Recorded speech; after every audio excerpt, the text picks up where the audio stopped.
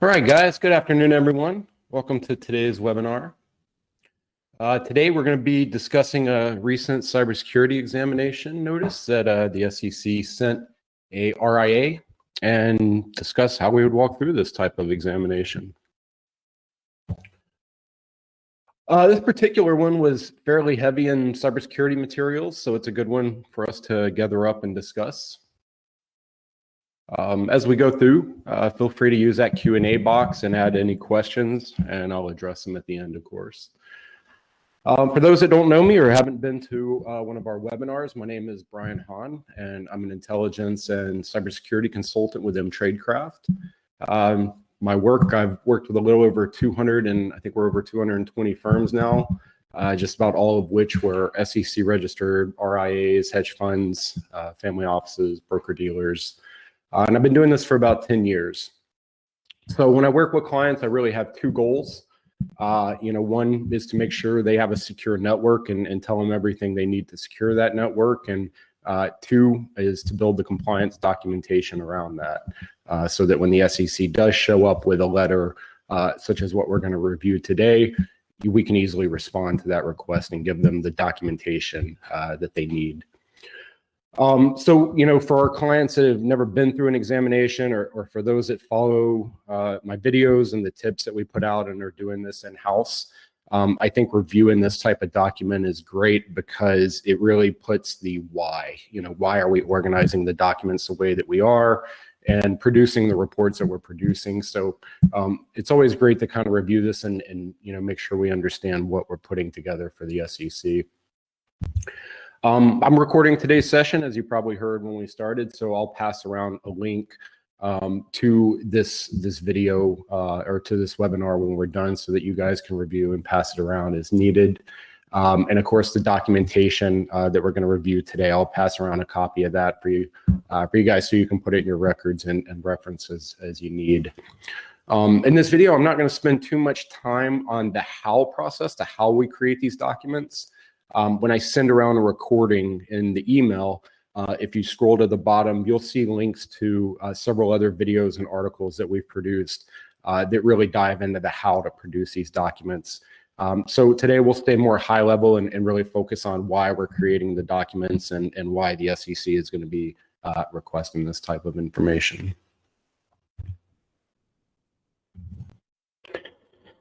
So I want to start and give the perspective of cybersecurity as it relates to the SEC from what I've seen. I think all of you have an advisor or a CCO perspective on what's going on. A lot of you work with compliance attorneys or compliance consultants, and I think a lot of times they have a perspective. And so I want to share my perspective and the way I've seen things evolve, and it just kind of underlines why what we're doing today is really important, for you CCOs to understand. But, for a long time, what we would get is the SEC would put out on the front documents such as the Cybersecurity and Resiliency Observations report. OC would also put out other reports saying, hey, we did 20 examinations. These were the best practices in cybersecurity that we saw, but we generally just had guidance from the SEC. And what was interesting about that guidance, at least from my perspective, is it often did not match what the SEC was actually coming in and requesting during an examination. It was such a problem that when I started this years ago, my ultimate goal was to collect as many of these requests, like the ones we're going to review today, to collect as many of them as I can so I can start to document what the SEC was actually requesting from these firms, or what the state boards and FINRA were actually requesting from these firms when they were coming in and doing an audit. Because of course, that's, for you guys, that's a big part of it, having that documentation. So on our website, if you haven't taken a look before, there's a document called What Cybersecurity Compliance Documentation Does the SEC Require? And in that document, I keep an ongoing list of all the different requests that I've seen from the SEC. I haven't added the ones that we'll review today. I'll get them updated in there eventually, but this is a great document to have just so you understand, why we're creating these documents and what can you expect the SEC to ask for when they come in and do an examination.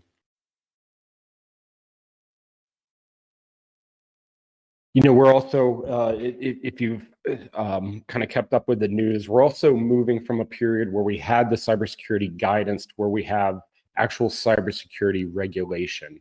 And that's going to come in the form of the proposed regulation 20649, which is floating about. There's a great two-pager out there from the SEC that I have up on my board here. And so, I think from a compliance perspective, what 20649 is going to start to solidify a lot of the information, information in cybersecurity documentation that's required of registered firms. And what's interesting about the examination information request list we're going to review today is, in my opinion, this is the first one that's really starting to align with that 20649 regulations that are coming out.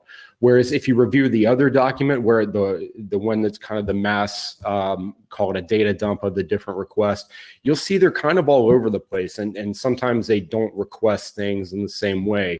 But this being a more recent one, it does look like it's starting to align a little bit. So it's a good and bad thing, right? It's more compliance documentation that we have to upkeep, but it's also it's much more specific for us and lets us know exactly what we need to keep. So before we dive into the report, I'm kind of give you an overview of some of the things we talked about before and some of the specific reports we'll talk about today that are, that would be used to answer this type of request. We've done webinars on creating threat and risk assessment reports, the things that we look for to meet that SEC's or to meet the SEC's requirement on that. Of course, doing cybersecurity vulnerability scans, where if you have custody, probably doing a penetration test. Vulnerability scans and penetration test are two very different things. And sometimes it's a little bit of an art and guesswork in figuring out which path should a firm go down and choosing between the two. Employee training reports, having some kind of documentation that you're doing training with your employees. That's always been a big one. We have the Fieldcraft product out there that does that for our clients, helps them stay on top of that training. Super easy product, but you're going to get that requested. You'll see in that in this form today. So, make sure you are on top of that. You have some ongoing training. You can show results and reports of where employees have actually been through this training. Of course, the Cyber Policies and Procedures Manual. I think we covered this 2 or 3 webinars ago, in how to create a solid policies and procedures manual. You'll see that requested in this documentation today, as well as a little deviation of the PMP manual, which I thought was interesting that appeared in this request, and we'll talk about that. Of course, having disaster recovery plans that focus on cybersecurity. Now, whether you do a separate document for this or you include it in your firm's overall BCP or disaster recovery plan, I don't really think that matters in the overall scope of the exam. Just make sure you have it and you have that information readily available. User and there's a mistype there. It's supposed to say user and vendor access rights. So this is something we'll see from the SEC where they want to request where we know, hey, we know what information each employee has access to. For smaller firms, this isn't that big of a deal, but for larger firms, you need to show separation that accounting doesn't have access to trading software and trading doesn't have access to accounting software. And a trading admin doesn't have access to trading software. Whatever the case may be, we do need to show that. In the past, I've used Maltego for that. That's one of the pieces of software that I've used. I use Maltego in a lot of ways just because it allows us to add a lot of information together and configure it in a way that when the SEC does come in with a report like this, we can go in and print that report from Maltego. So, I generally use that. There's a couple sections of this report where I know we've done demonstrations with Maltego on how to cover that, but I want to show you a little sidestep today and how some of these things don't have to be complicated. And you can even use products like Excel, Word, PDF to get through a lot of this. So I'll show you a couple examples of that as well. So just rounding out software used, I think one of the key things that a lot of firms are going to have to start to tackle or figure out how they're going to tackle or how they're starting to think about this is going to be mobile device management. To me, I think this is going to be one of the biggest problems to solve in the industry as we start to tackle 20649. We have firms that have allowed employees to use personal devices to access email for a long time. And, if these devices are lost, the firm has no way to wipe that data from that device. So, I think a lot of firms are going to have to start thinking about implementing an MDM system. Whatever flavor is good for your firm. I don't think one is necessarily better than the other. Maybe some experts out there disagree, but overall, I think just having that kind of system in place is going to be very important. All right, so let's dive in and review. Let me just pull up this document here, and I'm actually just going to go through it line by line, and we'll talk through it and talk about exactly how we would respond to this type of document. So let me zoom in a little bit here, get it up on the screen. So the first thing I want to point out is the line says, unless the staff or the request lists specific file format, please provide electronically maintained information in the file. So this is one thing, and perhaps it'll get better, but I have seen the SEC bounce back and forth, whether they want it in a PDF or they want it in Excel. Sometimes I've seen it delivered in PDF and they want Word. Sometimes I've seen the exact document delivered in Word and they want PDF. This just rounds out why I recommend Maltego.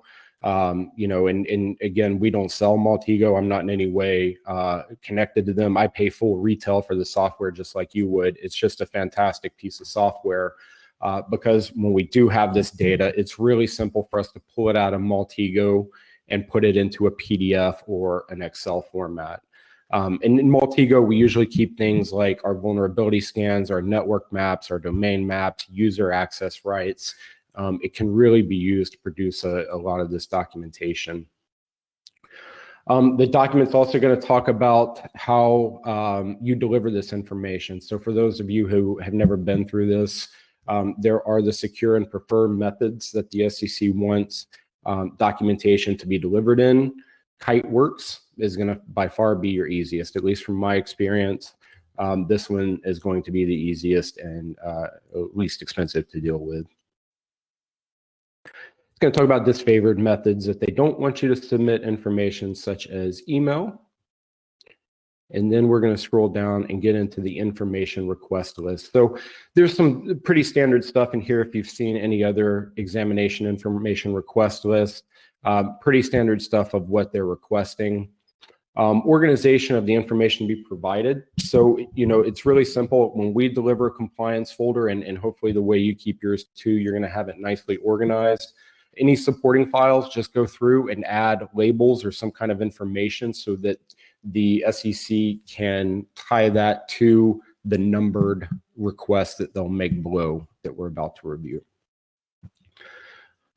As always, make sure you check with your attorney, for any privilege claims on the information that you should send over.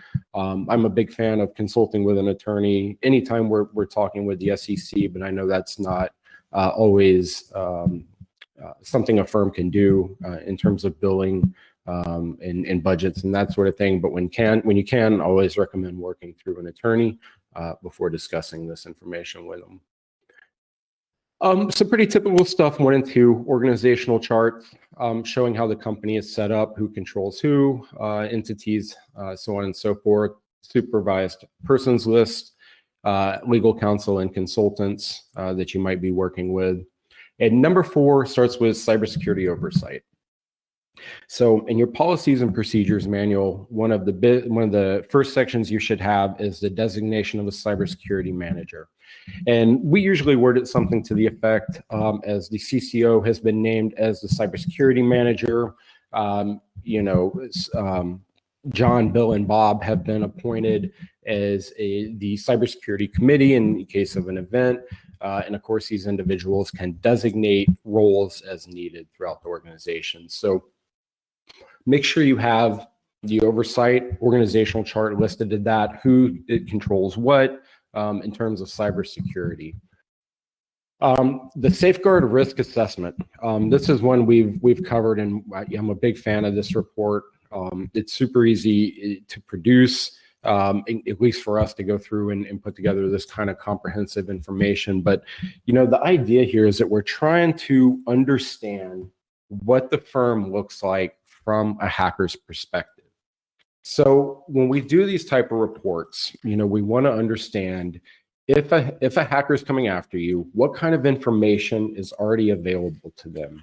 Have you had employees who've had past breaches and they've lost passwords? Have you had incidences where you've already lost client data, whether it be public information that was lost or not? Do you have any weird open ports or services going on? These are all things that a potential hacker would be looking for when attacking your firm. So we want to make sure we put together a report for that. Again, just being a proactive report, so we can show the SEC and say, hey, we've thought about our situation. We thought about where we're saving client data, and we understand our risk, and we've taken steps to mitigate them. So this is really where that risk and threat assessment report comes in. This is the first time I've seen it called the Cybersecurity Safeguarding Risk Assessment. I could have the wording wrong. It's generally called like the threat report or risk assessment report in past SEC releases. But for our sake, we're going to consider them essentially the same type of report that we would deliver. So for number 6, inventory of client non-public information. So NPI, PII, I use the terms kind of interchangeably. So if I do, forgive me, but ultimately we need some way to track it. So for this type of information, and I'm going to jump around to a couple of other ones too, including vendor management and user access rights. In the past, I've shown Maltego and how we access it, in Maltego and keep that information, but also wanted to show you a slight alternative that you can use in Microsoft Excel. And this is the way, especially for my smaller firms, you don't have to have an expensive user management program or user access rights. Literally just having someone in charge of a worksheet that looks something like this will fly an exam. So what you're seeing here up at the top, I will list the systems and services, so vendors and systems that contain PII or non-public information. I'll list them at the top. Down on the left, I will list the team members. And then within the corresponding box, mark whether they are an admin, a user, or they don't have any access to that particular system. I'll also track things. Have they been issued a Ubico key, a two-factor authentication key? If yes, I'll keep track of it here. And do we have mobile device management installed? I can keep track of that here and any relevant information. And of course, as new employees are added, it's simple to add here. One thing I like to mark too, and we'll talk about this in a little bit of a second, but in that policies and procedures manual, one of the sections that the SEC is going to want to see is a section outlining fraudulent transfers. And so we want to have a list where we can quickly go to and say, hey, is this a system where asset transfers could be possible? If someone gets our backdoor access to Fidelity or Schwab, or if they take over our computer and I have access to Fidelity or Schwab, or asset transfers possible, QuickBooks, maybe from a checkbook. So we want to mark that. We also want to mark if each service is enforcing 2FA. Everyone better have yes here. We're at a point in this industry where we can no longer have services that do not offer two-factor authentication, and we can no longer have services that we are using where we are not utilizing that two-factor authentication. This, having two-factor authentication, and you probably guys have heard me say this over and over, it solves 99.9% of all cybersecurity issues out there. So we simply, you can't have a firm where we're using a system without 2FA at this point. And also we'll mark on here, does the vendor have access to personally identifiable information? We can mark that on here, and then what we'll see later on in the examination, they also want to see a list or a log of changes that have been made. So you can simply say, hey, on May 1st, we added Ben as an admin because he was a new hire. Whatever the case may be, you can easily track it in this document. So there's two ways we go about it, kind of depending on, what the firm we're working with wants to do, whether they want to pick up Maltego and use that system. It's fantastic. We love it. And we've shown that in demonstrations, but it also goes to show you don't have to have that complicated of a solution. You can really do this in an Excel type of sheet, just like this.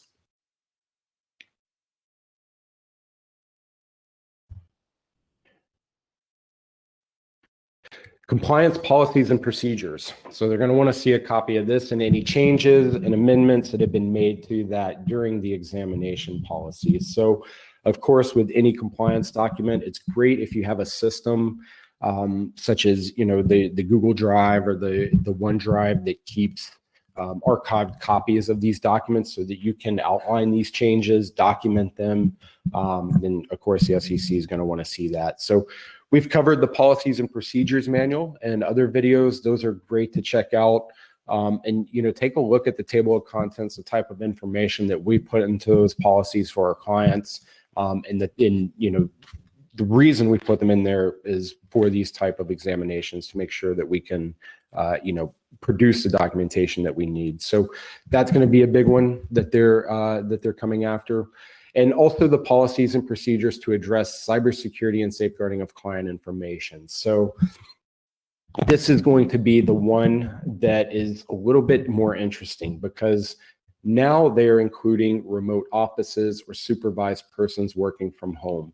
So I found this to be one of the most interesting parts of this notice. I haven't seen it in prior notices before this.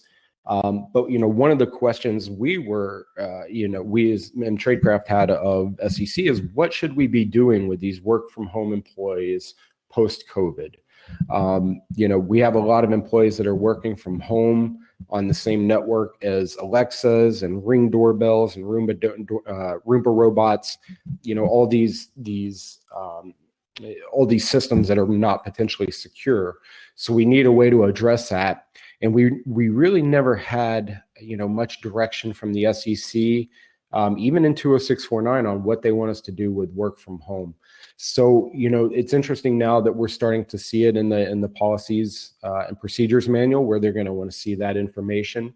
So, for a lot of firms, just, a simple solution here would be, making sure a firm or an employee uses a separate network at home, or they're using a VPN or TeamViewer or something of a secure system to, connect and do work. So I think that's something that's going to be interesting in the future.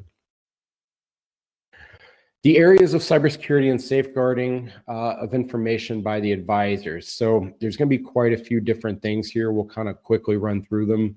Regulation SID, I'm not a lawyer. I know this is not applicable to everyone, but if it is, you'll definitely want to have policies and procedures to address that. For most, we just put that into that policies and procedures manual.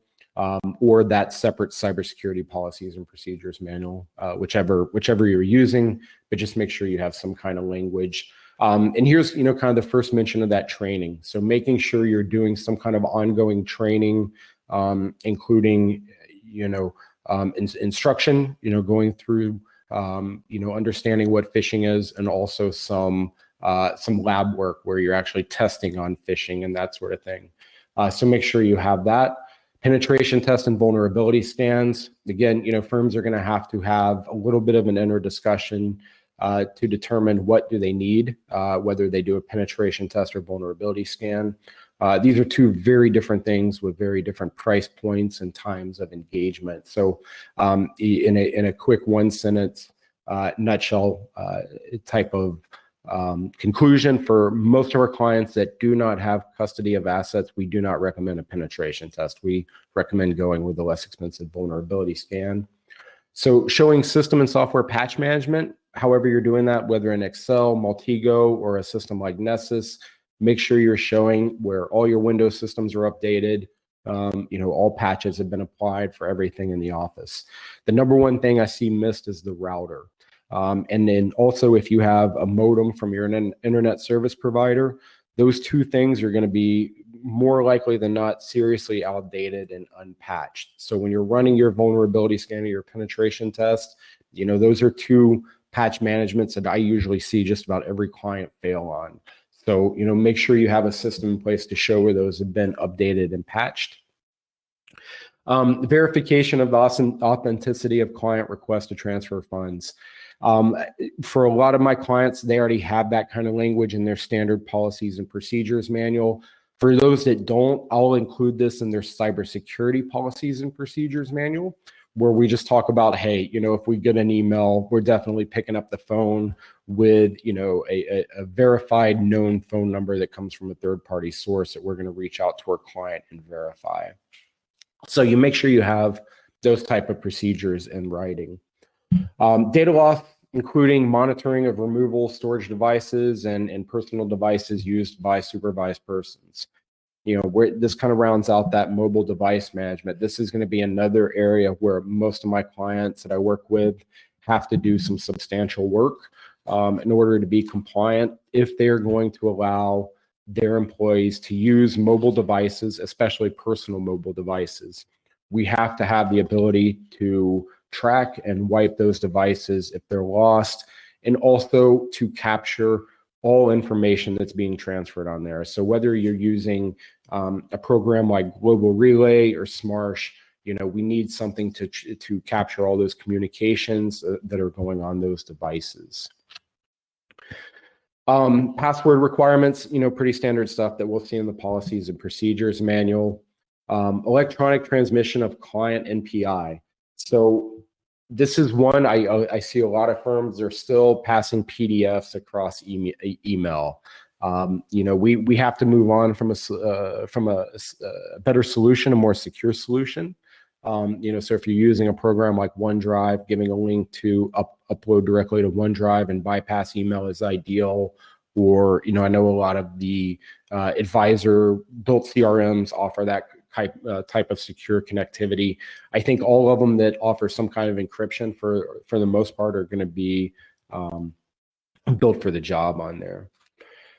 Standards related to login attempts, failures, and lockouts. This is another one that, a lot of firms, I think just don't have the ability to manage. If a phone is lost and receives 5 unsuccessful login attempts, it should automatically wipe the data that's on that phone. So having a mobile device management, on a computer, if you have an incorrect password that is entered multiple times, there should be some kind of locking device or logout attempts.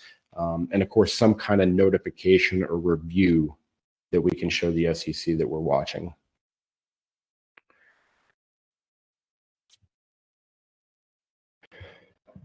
So standards regarding remote devices. So again, we need to make sure that all of our advisors or all of our individuals have updated systems. And so, how are we going to include those in the vulnerability scans? How are we going to ensure that they're encrypted?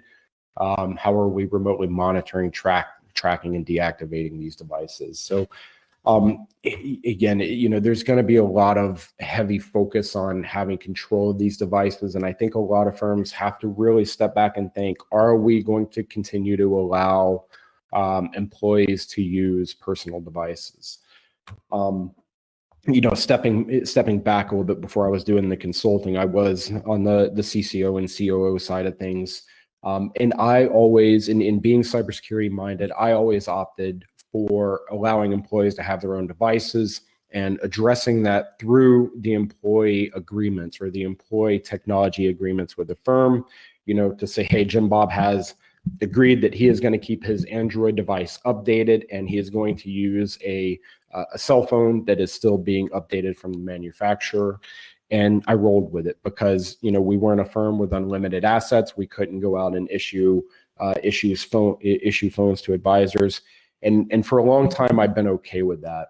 I think the language from the SEC over the past year and a half is going to make this extremely difficult for smaller firms that still want to pursue that avenue. I think, it'll be interesting to see if anyone wants to be a test case for it. It'd be interesting to see how the SEC responds to personal devices being used without, remote monitoring, tracking, and deactivating these devices without that being enabled, and see how they respond.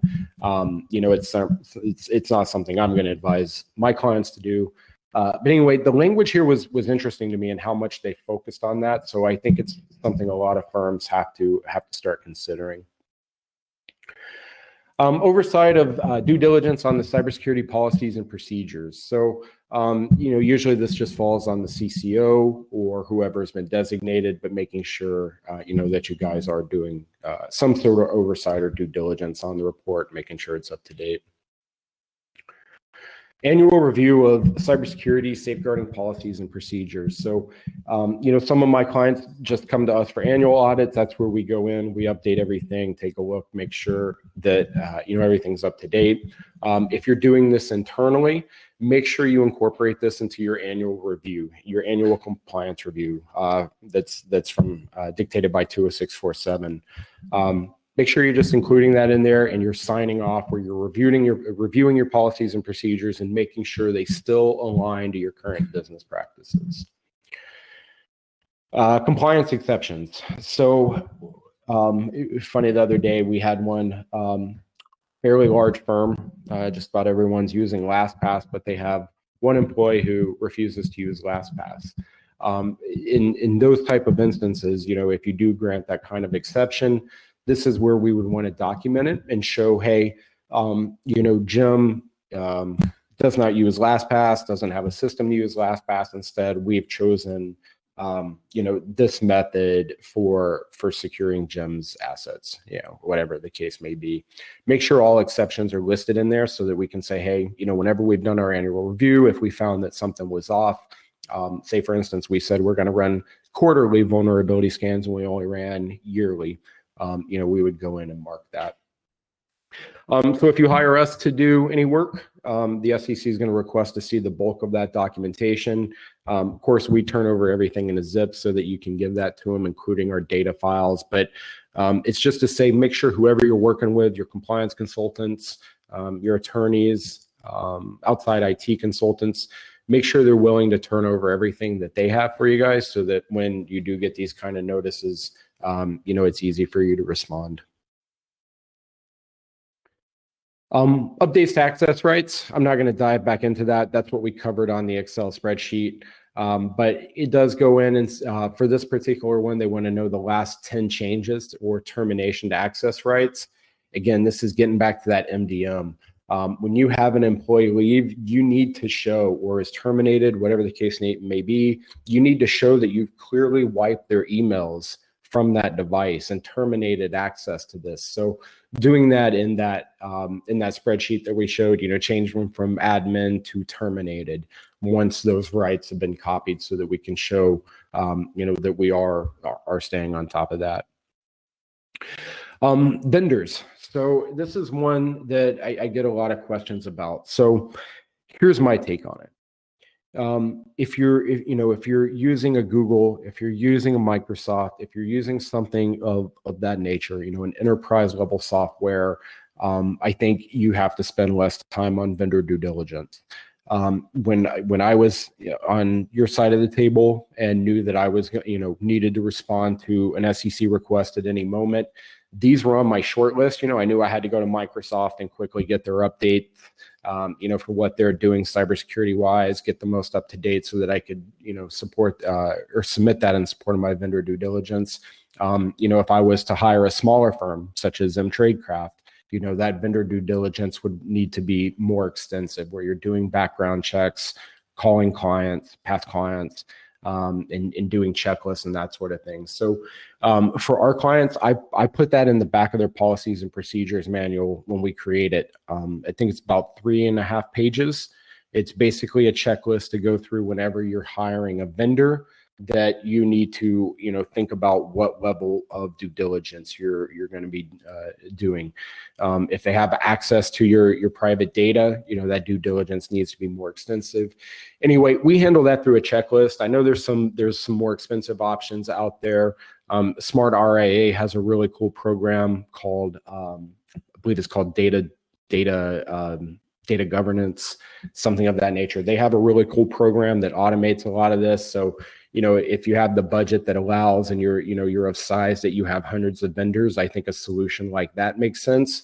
But if you're a smaller firm and working with a handful of vendors, I think just having an internal checklist that you can show, hey, we hired Tradecraft, we thought about what information they were going to access, we did a background check, we called clients. so on and so forth. Just having something that you can walk through with vendors is going to be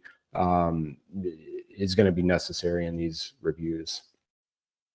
So number 18 and 19, notice of breaches and cybersecurity breaches. So this is really starting to align with that 20649 language, where we're going to be required to notify the SEC within 48 hours of a breach via a new Form ADV-C. And we're also going to have to include notice of that breach on our, I believe it's on the Part 2B of the Form ADV. I could be wrong on that. Don't hold me to it, but it is going to be a disclosure to your clients on the Form ADV. So we've covered this pretty extensively.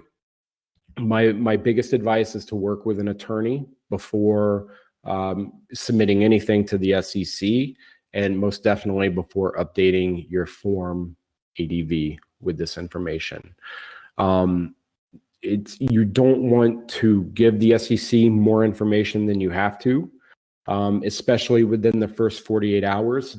As we've discussed, it is going to be near impossible to have any kind of solid resolution to what's going on in a major breach within 48 hours. It's just not possible. So we definitely don't want to turn over information too quickly without understanding what happened and if in fact any personal information was lost. I've also had incidences where we've had firms come to us and say, hey, we thought we had a breach. We notified our clients that we had a breach. Turns out we didn't. And that's terrible, right? You really don't want to do that. So make sure you understand what's happening. Make sure you're working with an attorney before responding to any of these requests from the SEC, or if we have a larger breach in the FBI or some other federal law enforcement agency were to get in contact with you about this information. Make sure you have great documentation. Go through this and look at the documentation that we're requesting.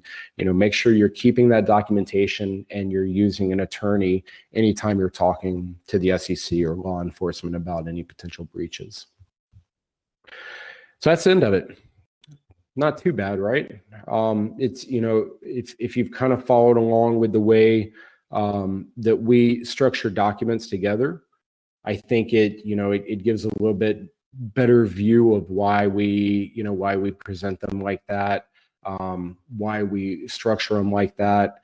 The whole idea is just to have all of this information, so no matter what way the SEC requests it, have all of this information in a format that we can quickly put it into a PDF or Excel or a Word or whatever the SEC is requesting to answer their request. So that's the review. We're looking at, let's see, what was this? 5 pages. I thought this was pretty interesting, as you kind of review it, again, I'll send out a copy of this to all you guys. As you review it, you notice the focus on cybersecurity is pretty heavy at this point, especially for this just being a routine exam. This wasn't in response to a breach or a suspected breach or anything of that nature. This was just a routine audit. So I thank you so much for joining me. If there's any questions or anything that I can help you with, please feel free to reach out. I'll pass around a copy of the video shortly in this document that we reviewed today. And of course, I'll have it posted up on YouTube. So any questions, of course, please feel free to reach out. And I thank you very much for your time and joining me today. And of course, if you ever have anything to add to the conversation, or if we got anything wrong that you think would help the community, please reach out, let us know, and we'll definitely get that information around to everyone. Thank you much. I hope you all have a great day.